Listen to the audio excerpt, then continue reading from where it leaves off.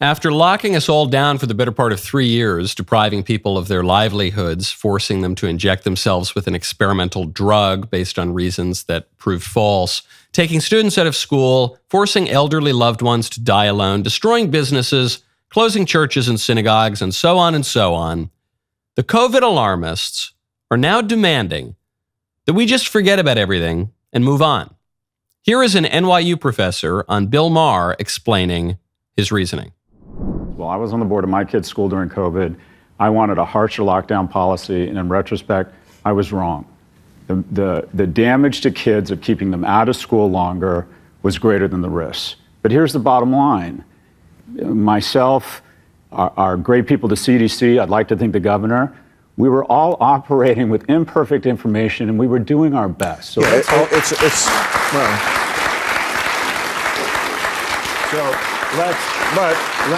from it. Let's learn from it. Let's hold each other accountable. But let's bring a little bit of grace and forgiveness in the show that was COVID. Yeah. First correction. They were not all operating on imperfect information. Some of them were manufacturing that false information. One of those guys was Andrew Cuomo that professor pointed to. He was sitting right on the panel. Andrew Cuomo intentionally cooked the books and lied to everyone to hide his own negligence. And he was just one of many liberals who did that. But to the professor's broader point, yes, we should, of course, have the charity to forgive people from our hearts. We should also have the prudence to deprive those people of the power that they abused. And we should prosecute them whenever possible for the abuses and crimes that they committed, for which they have thus far faced zero consequences. I'm Michael Knowles. This is The Michael Knowles Show.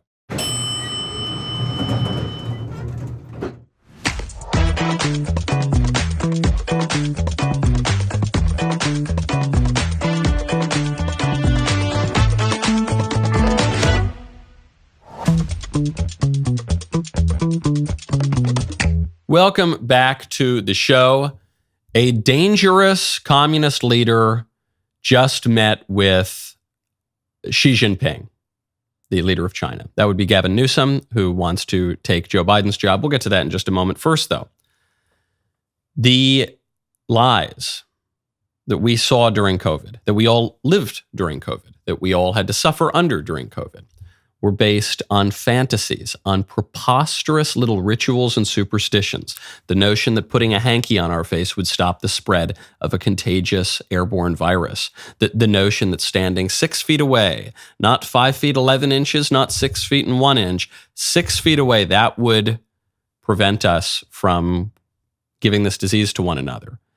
The notion that if you got the magical experimental injection that you would not contract COVID, you would not spread COVID, you would not, we found out, no, actually you can contract it and you can spread it. But okay, now we're being told that it's a good way to prevent you from getting extra super duper sick or whatever. It just kept being proven wrong. And people kept taking more and more of the drugs. Maybe it'll work this time. Maybe it'll work that time. Total superstition. And now, those libs who spent years peddling those superstitions have the audacity to make fun of conservatives for being religious, for having ordinary traditional religion that has endured through the millennia. Jen Psaki is attacking Mike Johnson, the new conservative leader of the House of Representatives, because Mike Johnson is a Christian.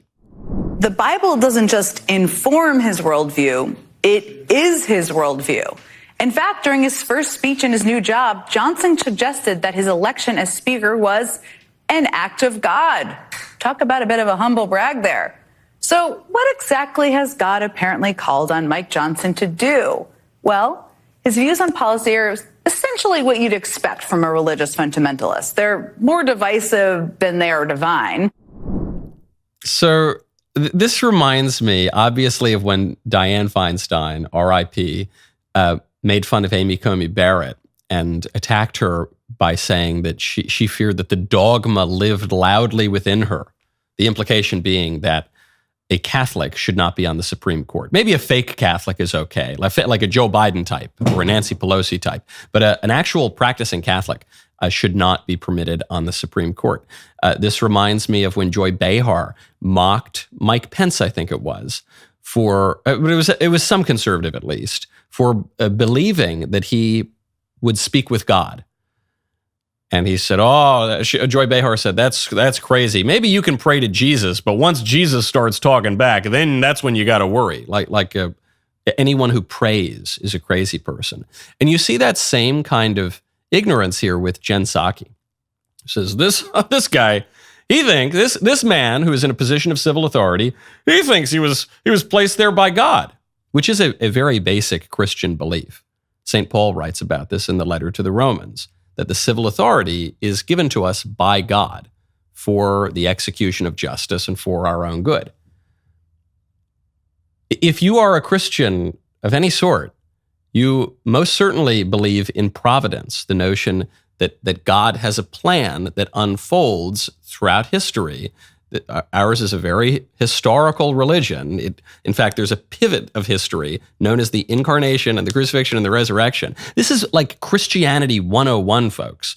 And what's shocking here is not that a liberal would make fun of Christianity. They tend to be opposed to Christianity. In fact, the very terms left and right come from the French Revolution, when the Christians sat on the right side of the National Assembly and the revolutionaries and the atheists and the liberals sat on the left side of the assembly. So that's been baked in for a long time.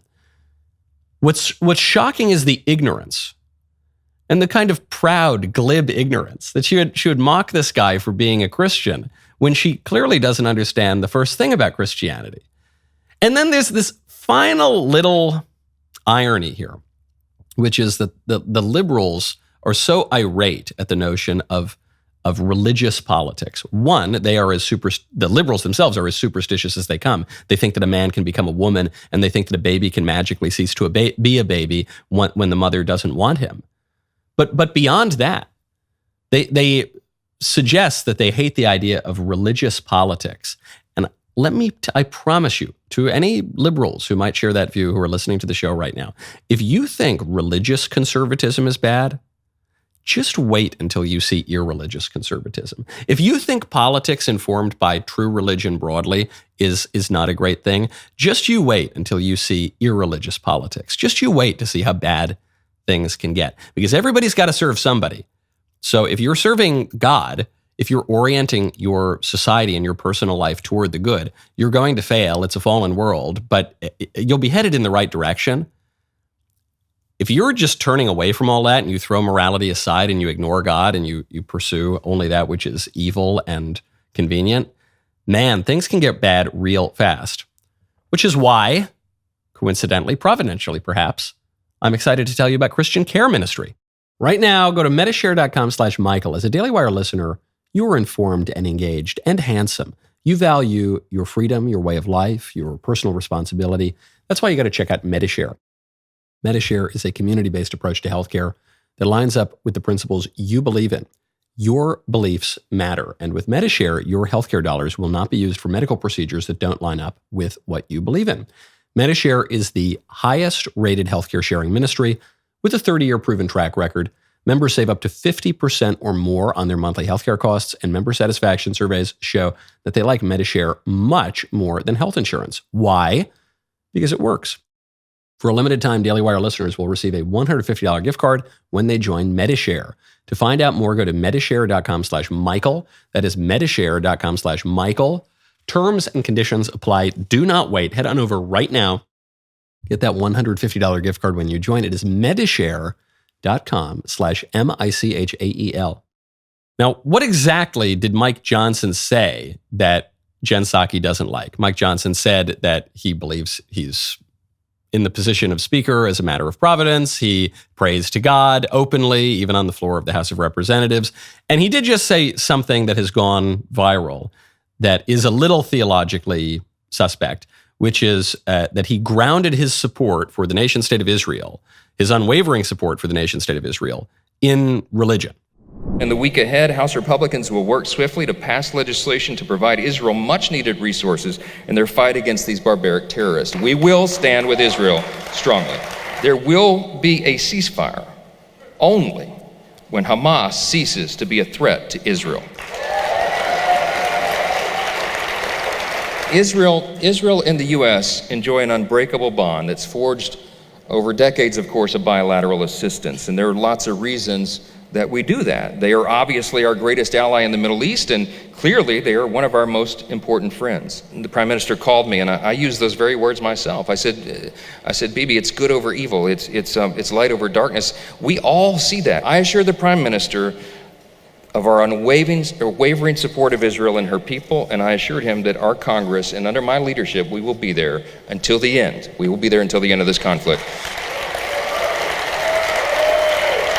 As a Christian, I know and we believe that the Bible teaches very clearly that we're to stand with Israel, that God will bless the nation that blesses Israel, that we're to pay peace of Jerusalem. Exactly. So that's the part that's a little bit theologically eccentric, the conflation of the people of Israel in the Bible with the modern secular nation state of Israel. It's a view that's held by some people, and it's a view grounded in a relatively novel theological belief called dispensationalism, which is a distinction between Israel and the church. The traditional Christian view that endured basically without challenge for the first 1800 years or so of Christianity and the church is a conflation of Israel and the church. The notion that with the new covenant you get a new Israel, the notion that Christ is the fulfillment of the law, that the New Testament is the fulfillment of the Old Testament. So that's been broadly the view. There are some views, especially popular among some evangelicals, especially in America, that this is distinct. And so then you see this, as Mike Johnson says, unbreakable support for the modern secular nation state of Israel. Okay, I understand why some people are raising their eyebrows theologically there. And the other reason, putting religion aside for a second, is that listening to the speeches of George Washington, Thomas Jefferson, many great statesmen in American history, a lot of people rightly are skeptical of enduring unbreakable alliances between the United States and any other nation state, period, anywhere in the world. We should avoid entangling alliances, and we should have strategic alliances, but not to say that these are totally unbreakable and enduring for all time. Okay, I understand that reservation as well. However, Mike Johnson is doing something really clever here, which is by going down so hard on protecting the state of Israel. One, he's saying we don't stand for terrorism. We're not going to tolerate attacks like the horrific attack that Hamas carried out on Israel a few weeks ago. But he's also decoupling aid to Israel and to Ukraine. So what Mitch McConnell and Joe Biden and the Uniparty in D.C. wanted to do was they wanted to pass a massive defense bill that would fund the war in Ukraine and the war in Israel and potentially a war in Taiwan. Now, support for Israel is still, even with the pro-Hamas students running around Harvard Yard, is still quite popular in the United States. Support for Ukraine is a little more 50-50. In fact, it's actually less than 50-50 at this point. Most Americans do not want to continue supporting the war in Ukraine. And Taiwan remains to be seen what Xi Jinping does. If Mike Johnson can go really hard on supporting the state of Israel and providing war funding for the state of Israel and saying, this is going to be the first bill we pass, this is the most important thing we do, all of a sudden now, he's ended that financial support for the war in Ukraine. Which is not just because we don't like Ukrainians or anything like that, but it's because people have rightly recognized that the breakout of the first major war in Europe since World War II threatens to send the entire world into another global conflict, into World War III, and this is extraordinarily dangerous. And the Ukraine situation is quite complicated, as it has been for at least a millennium or so. And the longer this war drags on, the more innocent Ukrainians are going to be killed. The more Russian soldiers are going to be killed, which the U.S. views as a strategic victory. But there's basically no chance that Ukraine wins the war unless the United States comes in as a direct belligerent, which would be completely disastrous. So I think it's actually a pretty clever move here by Mike Johnson, even if some of the political and theological claims are a little suspect to a lot of people. Now, speaking of this conflict in the Holy Land, speaking of Hamas, the leader of Hamas has just come out and made a statement that actually sends chills down the spines of even the most hardened political observers. Here's what he said. I have said this before, I say it time again.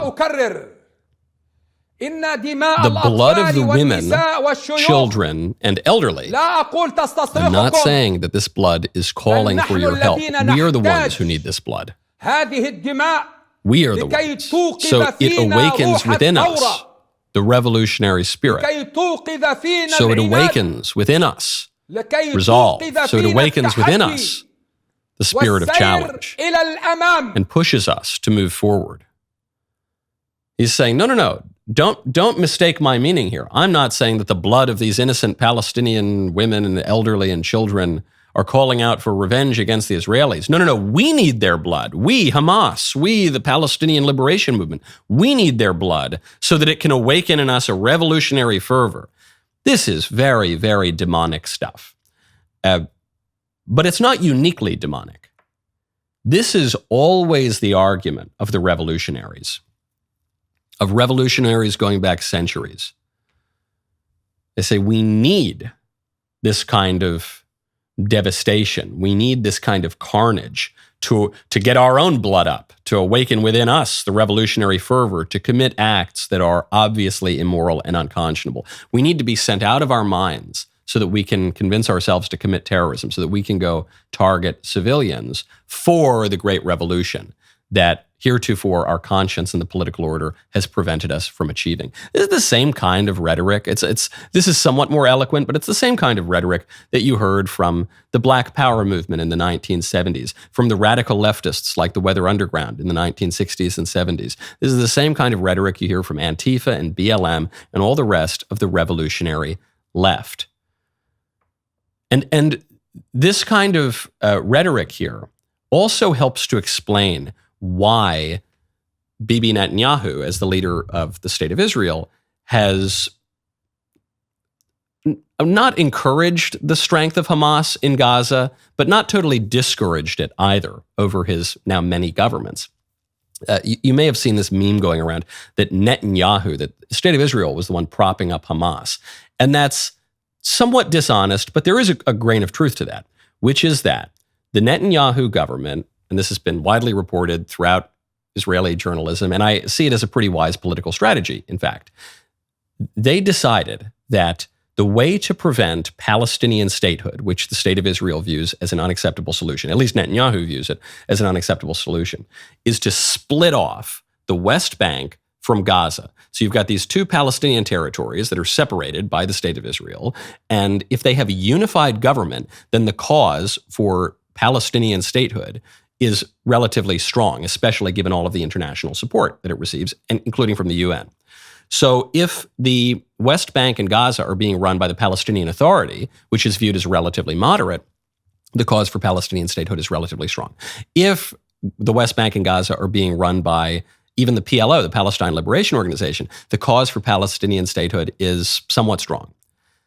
But if the West Bank is being run by the so-called moderates of the Palestinian political movement, and Gaza is being run by the most ghoulish, demonic terrorists you could possibly come up with in a Hollywood cartoon, then there is no cause for Palestinian statehood. If Gaza is being run, if Gaza will elect someone like that guy who is saying, we demand the blood of women and children and the elderly, then it's a complete non-starter.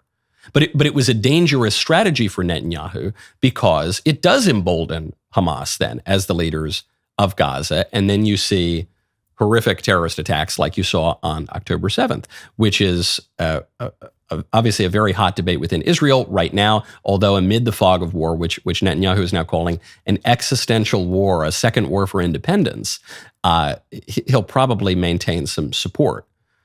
But that guy, I mean, that demoniac there that you hear calling for the blood of the innocents, that guy is the argument against Palestinian statehood. And as long as he remains prominent and in power, I don't see how anyone could really make a counter argument. Now, When you want to pay attention to lighter things in your life, when you want a little levity, a little joy, you probably turn to things like your sweet little dog. And when you want your dog to be healthy, you got to check out Rough Greens. Right now, go to roughgreens.com/Michael. Naturopathic Dr. Dennis Black, the founder of Rough Greens, is focused on improving the health of every dog in America. Dog food may as well be considered dead food since it contains very little nutritional value.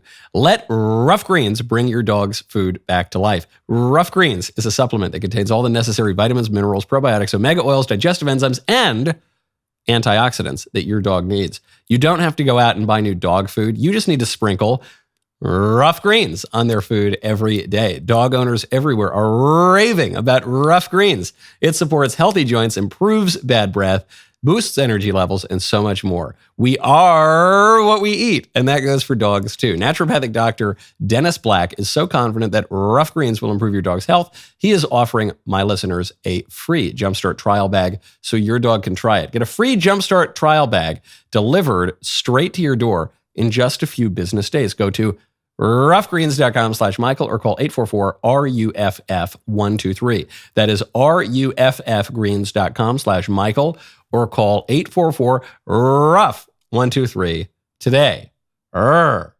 Remove the unpleasant taste of woke from your Halloween candy. Get Jeremy's chocolate instead. We decided you deserve a treat for dealing with all the woke around you. That is why for Halloween, we are giving you 30% off Jeremy's chocolate. That means our famous he, him with nuts and she, her nutless are 30% off.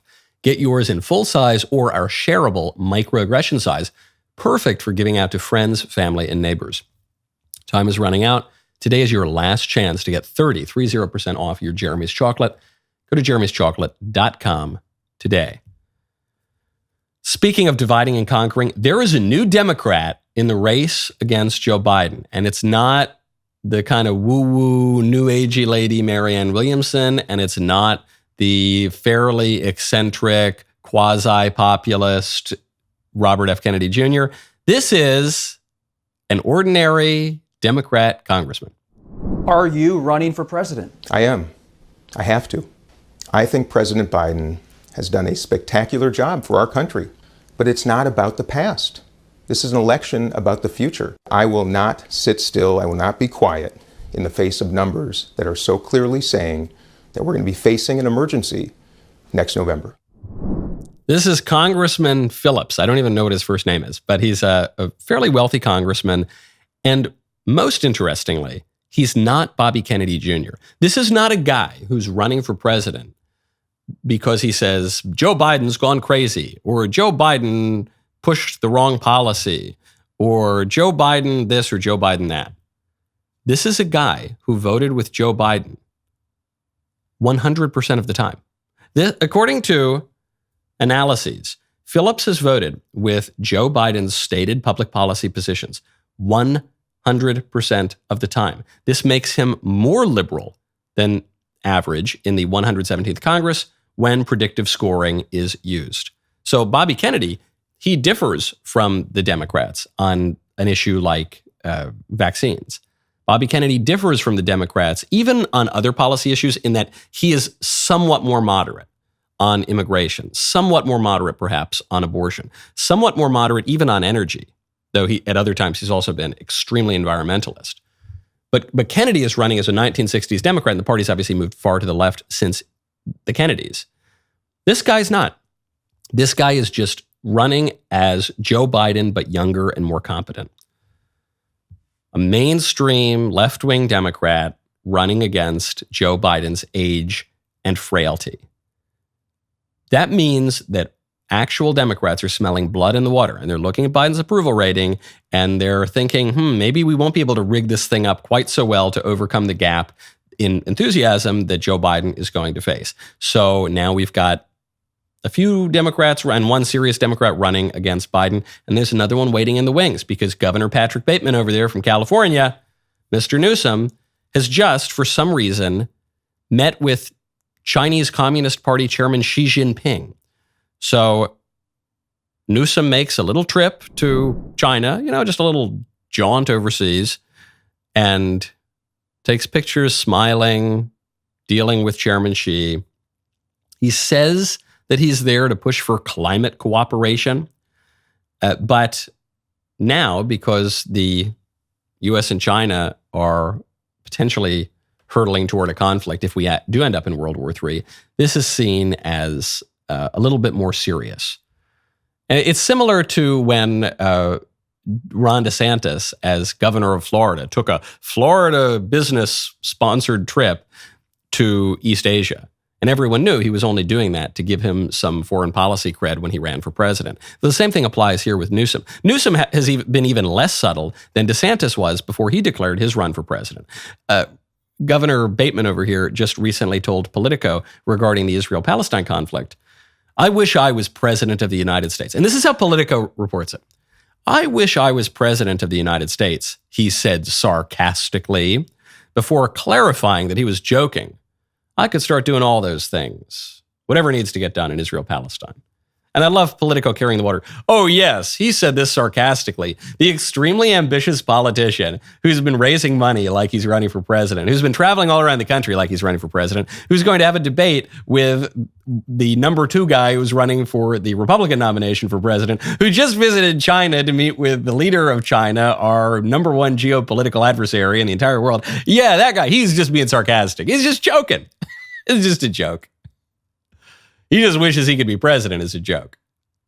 Because he'd do a much better job than Joe Biden, as a joke. As a joke. This guy is effectively running for president already. Now, the difference between someone like Congressman Phillips and Governor Newsom is Congressman Phillips is just going to run. He's going to openly challenge Joe Biden. He doesn't have much of a shot ever to succeed at running for president. So, okay, why not go all in? Newsom is considered a relatively top-tier candidate for president. If not this cycle, then next cycle. If not next cycle, then maybe even the following cycle. So he's got more to lose here. So Newsom's not going to openly pit himself against Joe Biden. He's just going to run. He's just going to effectively run. He's going to do all the things other than declare that candidates do when they're running for president. And he's basically going to hope that Joe Biden slips and falls. Hate to say it, I don't wish ill on the president whatsoever. I especially don't because I don't want Gavin Newsom waiting in the wings.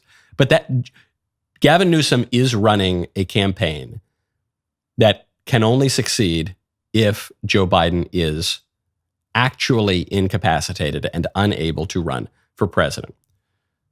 That's what Governor Bateman does. Now, speaking of people who remind me of serial killers, there's an actual serial killer, this Ohio woman, who was just charged in connection to the deaths of at least 4 men that she had met for sex. This, according to the cops here. It could be more men. Her name is Rebecca Auburn. She's only 33 years old, clearly lived a little bit of a hard life if you look at her mugshot. She's accused of robbing and fatally drugging victims in January, 2 in April, 1 in June, according to a joint statement from the Attorney General of Ohio and the Columbus Police Chief. And here is what the AG said. AG said, "Don't buy sex in Ohio. It ruins lives and could cost yours." Obviously true. So the woman was a hooker, I guess, and these sad sack men were paying her for sex, and they wind up getting killed for their trouble. Which underscores a point that I've made for some years now against legalizing or decriminalizing sex work, against the hookup culture, against swipe right culture. It is better to sleep with people you know. And it is even better to sleep with people you like. And it is best of all to sleep with your spouse. And that, I guess, is controversial today. In fact, that is controversial. If I were running for office and I said, hey, I used the Norm Macdonald line. I said, hey, sex is obviously a filthy, shameful thing that's only meant for procreation, and you should only do it with your wife. If I came out and said that, the Jen Psakis of the world, the liberal commentators, the Democrat politicians, they would laugh at me. They would call me crazy. They would mock me. They would pretend that my view was totally fringe. That is the view that has been held by most people in most civilized places on earth for all of human history. And it's been mocked in recent years. And then even the Attorney General of Ohio, then even some of the liberal media, if they report on that story, they're going to have to admit it's true.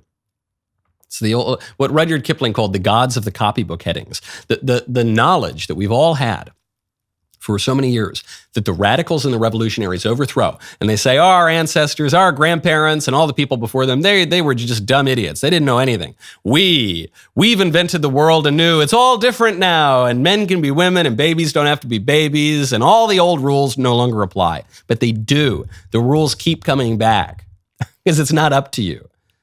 It's up to reality, okay? And the more that you twist your political ideology away from those sometimes inconvenient, sometimes undesired facts of reality, the more likely you will be to find yourself a victim of political chaos, or in this case, a victim of a serial killing psycho hooker. Speaking of famous women, Taylor Swift is now a billionaire. She's become a billionaire because of that concert tour that she went on last year, the Eras Tour. Other than on this show, when my producers have made me do it, I don't think I've ever consciously listened to a Taylor Swift song. I'm sure I would recognize some of them if they came on the radio, but the one that comes to mind is I'm the Problem, It's Me, because we did it on the show. But I just haven't paid attention to Taylor Swift. And yet, when she launched her tour, and I came into the office, all the girls in this office were on their computers. This is, I don't know when it was, right after my show, first thing in the morning. They're refreshing Ticketmaster because they've got the American Express extra pass to buy the tickets early, and the tickets were $1 bazillion, and they were so excited. So what? I had friends of mine, female friends, very serious women, very normal people, went crazy for Taylor Swift, paid lots of money and inconvenienced themselves to go see the show. I didn't get it. But obviously, 50 million Frenchmen can't be wrong.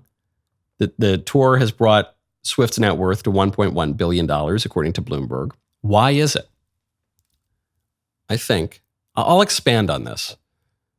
I'll even expound on this in the coming days and weeks. But I think the reason that Taylor Swift is singularly successful, probably the most powerful woman on earth right now, is because she's basically normal. She is pretty. She's not a runway model. She's pretty. She sounds pleasant. She's not Mozart. Okay? She's not Pavarotti, but she sounds pleasant enough. Totally inoffensive. She doesn't have a ton of tattoos. She doesn't have crazy hair. She doesn't have a million weird piercings. She doesn't go screech and scream. If she has political views, they're relatively mildly stated. She's just normal and nice and pleasant. And for much of our nation's history, that would have made Taylor Swift totally unexceptional. No one would know her name. But at this moment, which is so absurd, which is so insane, which is so divorced from reality, just a little bit of normal is refreshing and desired. And if you are that normal person, you can make $1 billion, apparently. Speaking of what people want, there is a new number 2 candidate in Iowa for the Republican Party, and that would be Nikki Haley, who in the picture on the screen is wearing a sweater that I own. It's one of my favorite sweaters. It's that cool Ralph Lauren flag sweater. And Nikki Haley also looks good, sounds good, is basically inoffensive. She doesn't fire up the base necessarily, but she is firing up a portion of the GOP that desires some kind of return to normal. And this is really bad news for DeSantis, because DeSantis was the number 2 guy in Iowa. Trump still has a big lead, but the DeSantis campaign was doubling down, moving a lot of their campaign staff and resources to Iowa. And so the news that Nikki Haley is now tied with him in Iowa is not going to be welcome. Why is it? Why is DeSantis failing to catch fire? I really like Ron DeSantis. I think he's a good guy personally. I think he was a great governor. I think he'd make a good president. Why is he not catching on? Because, I hate to say I told you so, but it's because of what I've observed as DeSantis' biggest challenge from the beginning, which is that his candidacy was pitched as Donald Trump without the baggage.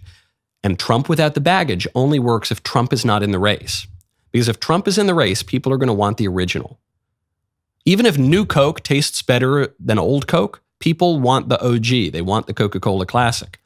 So for the people who like Trump and they like the ways in which Trump changed the GOP and, in my view, returned the GOP to something much more traditional, much more in line with its own history. But if you kind of like that, and even if you think that Trump, he tweets too much, he says crazy things, whatever, you're still probably going to be with Trump. Maybe some people will spin off, but you're still probably going to stick with Trump. And if you don't like Trump, then you're going to hate Trump without the baggage. Because Trump without the baggage, the pitch at least, is that it's just a more effective version of Trump with all the same priorities and with all the same potential achievements, maybe even more achievements in that direction, which you don't like because you are opposed to Trump. You are opposed to the ways in which Trump changed the Republican Party. So where does that leave you? The pitch of it was Ron DeSantis is the best of all worlds. And I think the guy would be terrific. But the reality on the ground, as some of us predicted, and is being borne out in the polls now, not just with Trump's numbers, but with the other candidates' numbers, is that it leaves you without a constituency because your natural base is going to your chief opponent. And the people to whom you're trying to also appeal, so you get a little bit broader slice of the electorate, is going to go to someone who is totally distinct from the front runner. So it leaves you now in second place, but who knows how much longer. And Nikki Haley, who many people were calling to drop out of the race early on because they said she doesn't have a snowball's chance in hell, she's out of touch with the current GOP base. I always thought she might have a bit of a shot because she's offering an alternative. She's offering a distinct view to Trump, which could at least have some runway. Now, my favorite comment yesterday is June Turner, 8331, who says, I'm a boomer and I never want to see sex scenes. I agree with Gen Z. Oh, yes. In response to this survey that showed that Zoomers are less interested than older generations in seeing sex in movies. That's true. You're one of the reasonable boomers. There are reasonable boomers, reasonable Gen Xers, reasonable millennials, but it's a minority. It's a distinct minority, a remnant, if you will. Now, also in Iowa, also in the GOP primary, Tim Scott is pinning his candidacy on Iowa. In fact, he's come out and said that he is running on Iowa or bust.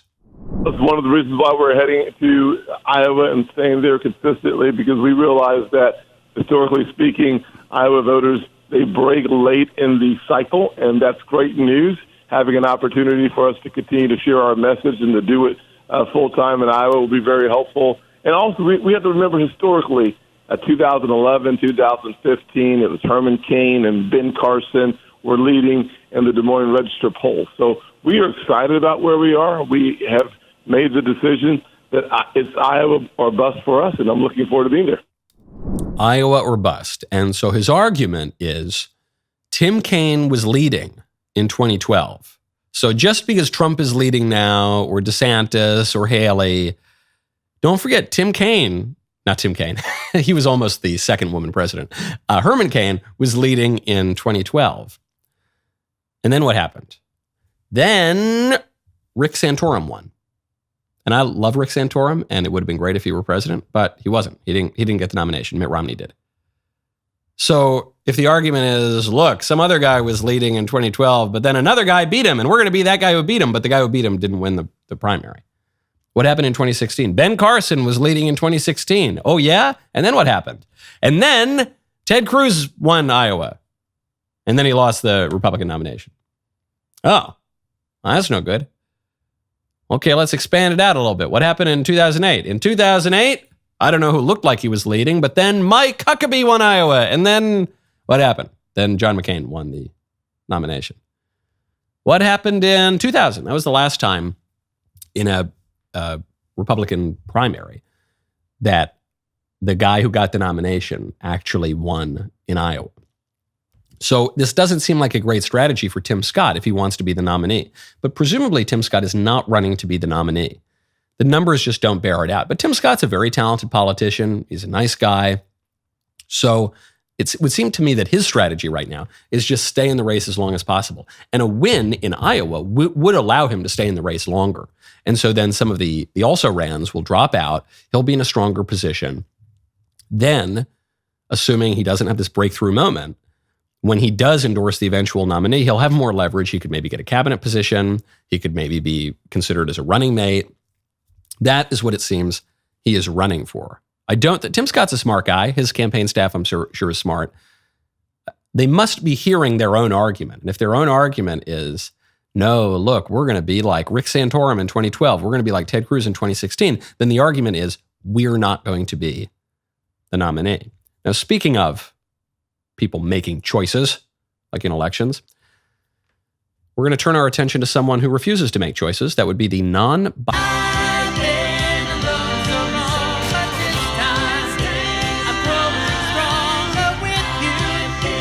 Now, fittingly, it's Tuesday.